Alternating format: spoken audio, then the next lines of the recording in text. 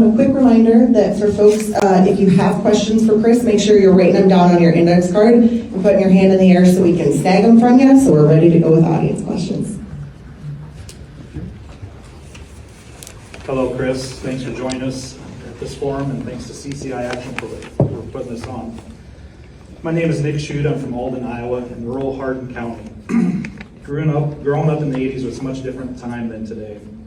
As kids, we did what typical kids would do: play football, ride bikes, mow yards for some extra cash, and spend that money at the local gas station on pop and candy. As we got a little older, our interests changed. Trips to the creek on bikes or to fish or to seine minnows.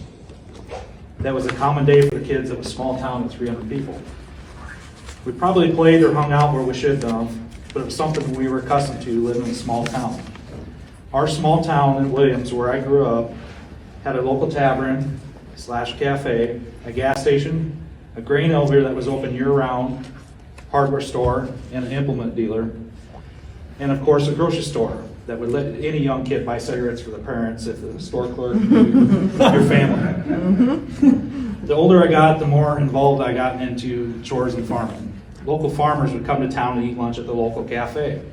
It was common for a farmer to roll down his window and ask what your plans were for the rest of the day.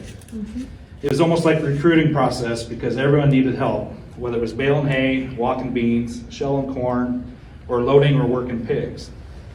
As a young man, I had so much money in my pocket as I didn't have time to spend it. The process was very enjoyable. It was like I was in demand.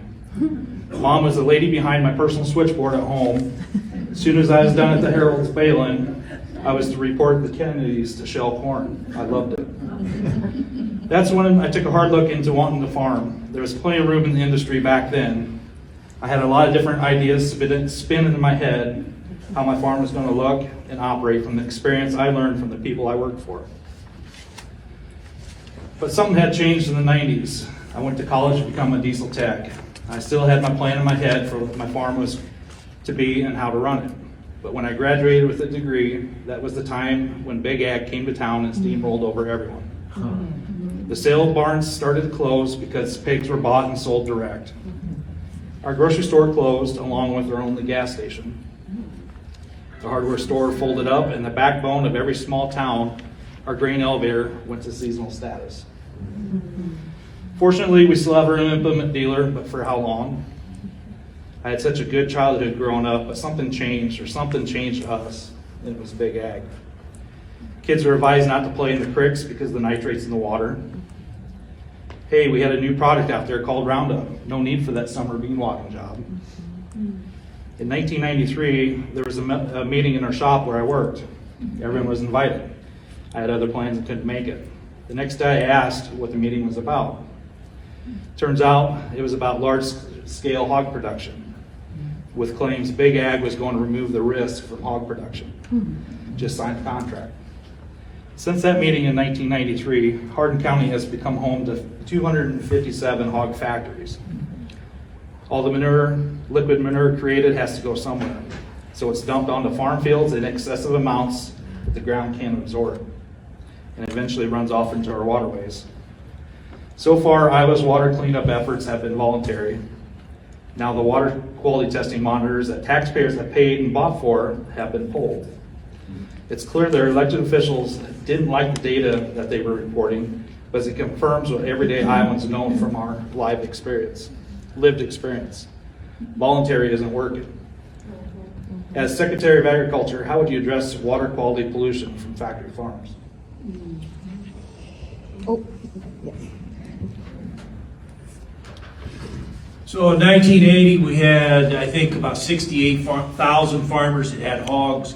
They were raising an average of 280 or thereabouts of hogs per farm. Now we have less than 5,000, and they're raising on average a little more than 5,000 hogs per farm. And so when we concentrated animals into the hands of a small subset of farmers, we were asking for trouble, right? And so we put massive amounts of waste in charge. We put one person in charge of massive amounts of waste. And even if you're doing everything perfectly, let's face it, we're human beings, we're not robots. Sometimes things are going to happen.